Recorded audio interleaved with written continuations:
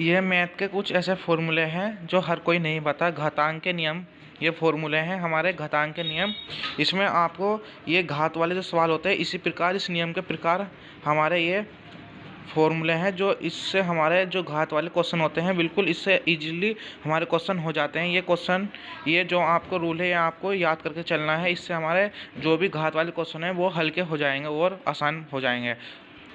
इसके बाद दूसरे नंबर पे आते हैं हमारे ये सूत्र। ये सूत्र आपको याद करके चलना है। अगर आप मैथ अच्छी तरह अपनी करना चाहते हो तो ये सूत्र आपको याद करके चलना है। ये हमारे सूत्र हैं इम्पोर्टेंट। ये सब सूत्र आप अपनी कॉपी में लिख लेना है। आपको ये सूत्र जितने भी हैं आपको याद करके ही चलना है। इससे हमारे क्वेश्चन और आसान हो जाते हैं। इसके बाद हमारे ये मूलों के रूप में जो हमारे सूत्र होते हैं, फॉर्मूले, ये हैं। हमें ये क्वेश्चन में ये भी फॉर्मूले आपको याद करके चलना है। इन फॉर्मूलों से ही हमारे क्वेश्चन और आसान पड़ जाते हैं। ये आपको ये सब याद करके चलना है। आपको ये फॉर्मूले याद कर लेना है।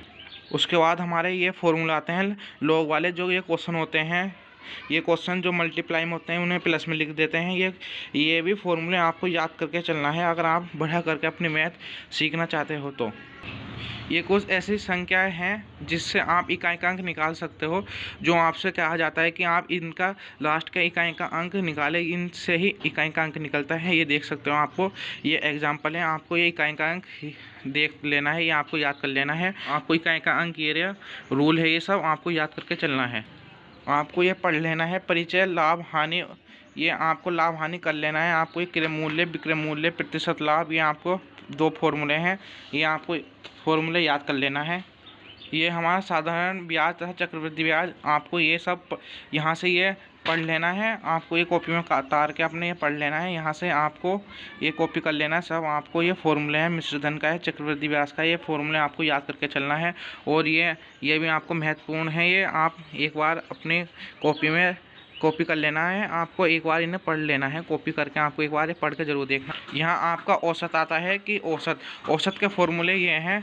यहाँ आपको औसत निकालने के फॉर्मूले हैं। अगर ये देख सकते हो, ये प्रथम से लगातार n तक की प्राकृतिक संख्याओं का औसत n+1/2, ये सभी आपको पढ़ लेना है। ये फॉर्मूले आपको काम आएंगे। ये हमारी चाल तथा समय है। यहाँ से चाल का अरोड़, दूरी वूरी जो हमारे होते हैं, ये सब फॉर्मूले हैं। आपको ये पढ़ लेना है। ये परिचय इसका आपको पढ़ लेना है।